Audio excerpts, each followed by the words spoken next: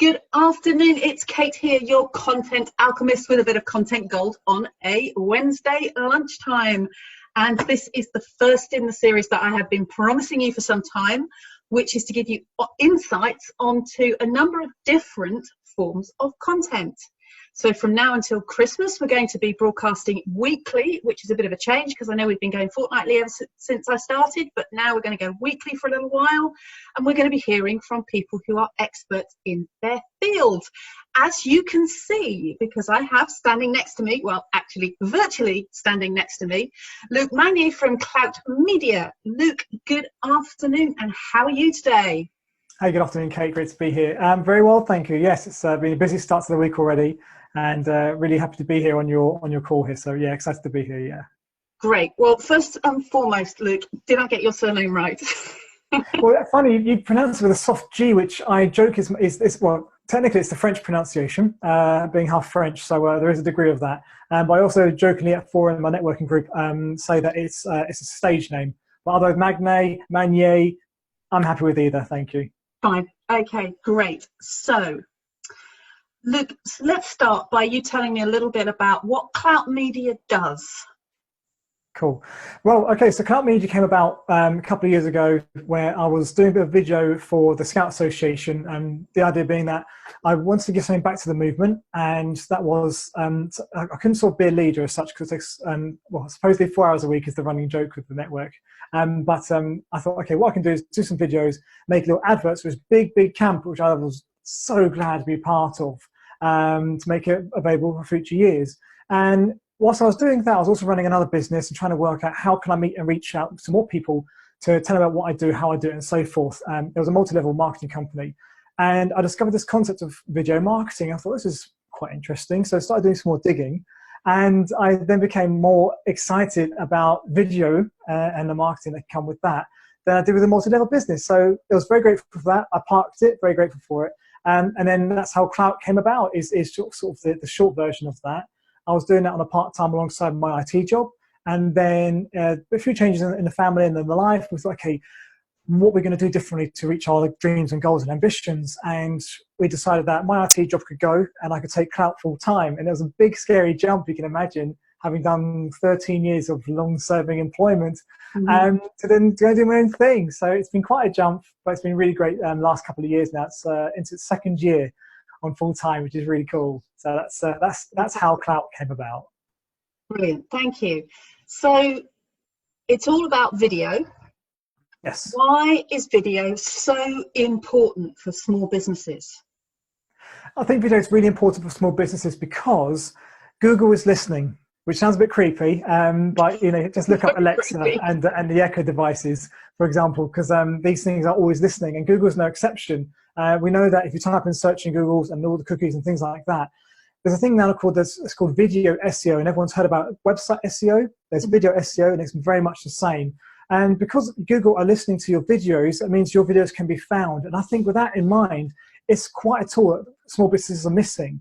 Furthermore, a lot of businesses ought to be doing video because more and more people are using video to scroll through their phones and have a look and see what's watching. For example, IGTV, Instagram's own video channel, is now rivaling to YouTube, and there's a whole conversation we can have about that another time. Why people are flicking through and getting the information in the mediums of video. There's still very much a place for written content, for photos and so forth. But recent survey I've been looking at is that if you have a load of information in text form and the same information in a video, the majority of people are going to go for video. And there's really some really clever ways where you can get some video content so we'll transcribe that and take the text out of the audio and use that in your vlog and in your blogs, and those two can work together with YouTube. So there's loads of really clever stuff you can do with it, and it's just so accessible. Everyone's got an HD camera in their pocket, which a lot of people forget they have. And then, for example, today I'm not in my studio. I'm just using the lighting from the window because it's a beautiful sunny autumnal afternoon, and it's just easy. It's so easy to do, but a lot of people are just desperately afraid of and scared of this little lens, this little black eye in the middle of the screen or the phone. So, long answer to your question. Sorry, it's what I do. Yeah, that's fine. That's why I think video is so important to business, because it's how people are now getting information. Yeah, it's you've started to answer the next question. So this is one of the interesting Monty Python conversations where we answer the question that's coming in advance. But one of the key things, if someone has not done video before, one of the big obstacles that they feel is they've got to have an expensive camera, they've got to have technical lighting and lots of technical equipment that they don't know how to get, and then it could be really expensive. So you're saying that it doesn't need to be expensive at all, is that right? Yeah, you can do it very inexpensively. I did a video on LinkedIn just the other day, actually. I took the video outside. It was a lovely, and again, it was a lovely blue sky. It was gorgeous. And I went out to some nearby fields, got my phone out with 4G connection. So everyone's got broadband in their pockets. And you just look at this camera and you just talk to it. And I highlighted the fact that I've got natural sunlight. One technical point, if I may use this, if you're going to do stuff in the sun, don't do it at 12 at noon. 12 at, you've got terrible lighting in the dark. So don't do it 12 in the morning and daytime because it's going to be so bright and very high. And when that happens, you get zombies. You've got lights from here, very dark eyes on the lines on the eyes. Try not to do that in the middle of the daytime. Better times to do it are around 10 o'clock in the morning when the sun's sort of working its way around, and equally at about 2, 3 o'clock in the afternoon. Photographers call this golden hour. We have a similar thing in videography because the sun's just not so intense. So that's how you get your cheap and your free lighting. In regards to the gear, again, I showed my phone a moment ago. We've got an HD camera in our pocket a lot of the time. You can get a tripod. I've got one here in front of me here, which is like a 20 quid cheapy thing from Jessups when it was around. But you can get these for even less now. I mean, eBay Marketplace and Facebook Marketplace and whatever else. You can get them for next to nothing. You can even get these from Pound Shop. I've got, this is what I do on some of my conferences. I got this in it's in my bag downstairs, but this is a little smartphone stretchy thing. Yeah, it's got a tripod screw in the bottom, and you can put your phone in there, and you get these little mini tripods to fit in your pocket, and you've got a nice stable connection, a stable screen. So it's that's from Pound Shop. You can get them from 99p if budget's an issue, but it doesn't have to be expensive. HD camera in your pocket, sunlight, little tripod, even a stack of bookshelves or something for an equal view. So yeah, it doesn't have to be expensive at all. Well, I have to say, I am. You'll be very proud of me. So I am standing in my bedroom. I've got natural light ahead of me, so I'm standing with the window ahead of me, using my laptop. I usually use my phone, but actually just to do this session, I'm using the laptop. And basically it's standing on a box, which I keep all my jewelry in. Yeah, so that's exactly right. And what's great about that is you're being creative with what you've got available to you. You don't have to go and get all the tripods and gears like that. I mean, granted, yes, it's easy, goes in the bag, and it's quick to do. But work with what you've got, and that's what I think people need to realise. It's like you've got, this I think you can't quite see it, but there's a bookshelf that's just about elbow height, a few more books, or just something. It's just like a box, an upturned plant pot I've done before, just to give it a little bit of height so you get the eye level, and that's the thing that's important. Otherwise, you get what's called the lazy selfie when you're looking down, and no one wants to see that. So it's eye level. That's the key. Not a good look. Not a good look. Okay. Sorry about that. Yeah. So that's the technology. Now, for the purposes of promoting a business, getting out on social media, what makes a good video? It's such a big question. Okay, what makes a good video? I think, in my opinion, when people ask me, well, actually, I don't know if I'm going to preempt one of your other questions here, so how to get started with video. I think it's important to have an idea of what you're going to be talking about, and particularly the intro. And there's loads and loads of videos on YouTube, like thousands, hundreds of thousands of these about how to make good YouTube videos.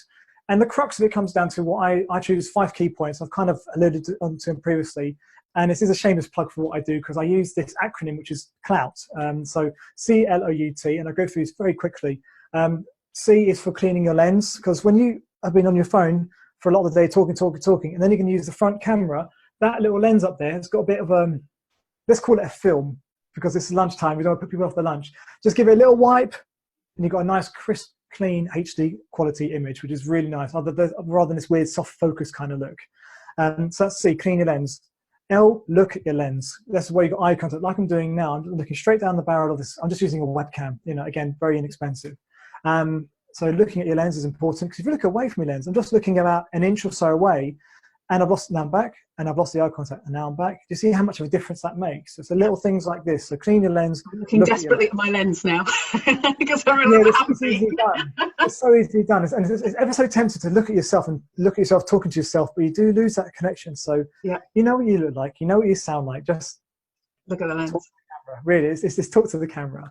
Okay. And CLO is objective.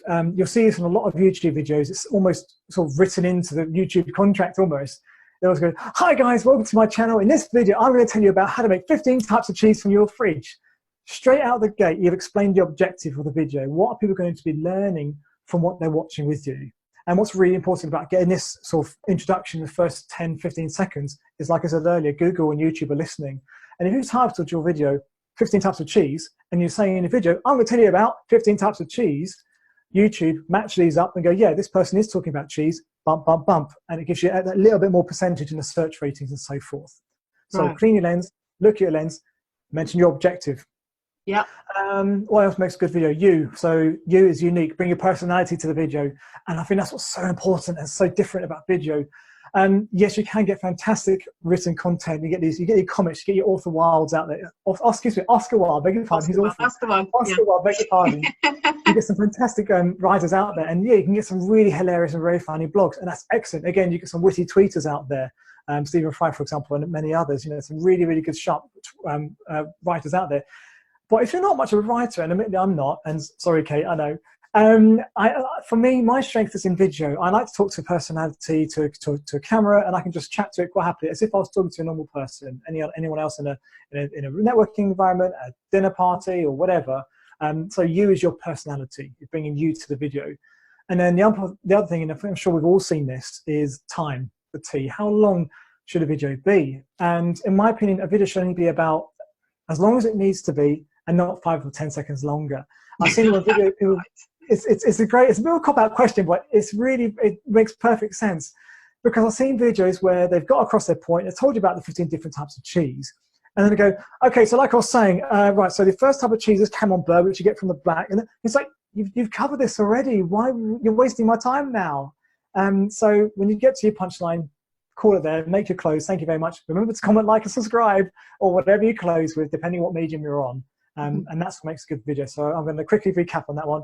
Clean your lens, look at your lens, objective, use your personality and your time. That's what I think makes a good video. That is absolutely brilliant. Luke, thank you so much. Now, if people want to know more about what you do, they want to know about Clout Media, where can they find you?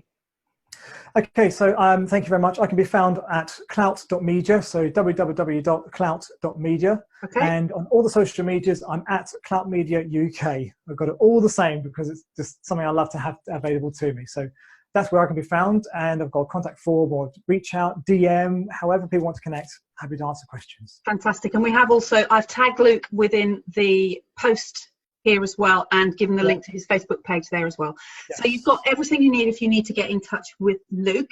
So that's it from me for this week. Luke, once again, thank you very much for your time, and particularly for your patience, because we had one or two technical issues when we were trying this for a dry run. So as people may have noticed, we've changed technology for the purposes of these. We're looking into that for next time. But hey, it works, and this is what I'm saying about video. Just find something and work, and just do it. You know, don't have to get perfect straight out of the gate. If you tried to get anything perfect at the beginning, you would never start. You know, absolutely. Just go for it, do it, and get it out there. Brilliant. Fantastic, Luke. Thank you very much. So next week, I'm going to be talking to Esther Harris, who is a writer and a communications expert, and she's going to be talking about some of the hidden arts of communication. So that's it from me. If you know anybody who needs content alchemy, who wants to know more about different types of content and how they can make them great for them, then do please tag them in this post or share it. That's it from me. Have a golden afternoon.